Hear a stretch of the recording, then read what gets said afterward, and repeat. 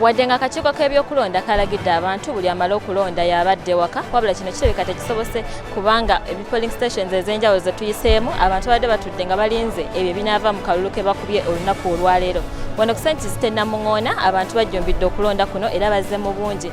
Naye olw'enteekateeka ennungi ebaddewo nga polling center eno baagigabanyizaamu polling stations 3, abantu bano bamaze bulungi nnyo okulonda mu budde ku ssaawa 10 ez'akawungeezi abantu badde bamaze okuggwa ku nkalala. Mu budde buno Robert Kyagulanyi Ssentamu akwatidde ekibiina kya National Unity Platform bendera ku bwa pulezidenti yawangudde banne ku polling station eno y'e Namugoona ku St. Kizito.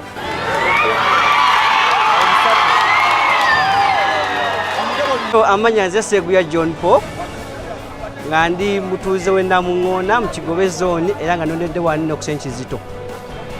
Akalu ka leero ndi musanyufu nti gwe mbadde mpagira wano we nondedde yawangudde era nga akikubidde wala nnyo sebo. Ndi mutuuze wa Namugoona zone naye akalulu kano kansanyusiza nnyo okulaba nti ekitaddeemu amaanyi mu bantu mu Uganda lino. Abavubuka emabegako wali ku myaka egy'emabega tebalondanga bululu, naye ku mulembe guno kiwadde buli muvubuka amaanyi n'emuze yena amaanyi kulaba nga buli muvubuka yena yali talonda avuddeyo naye nakola ki n'alonda.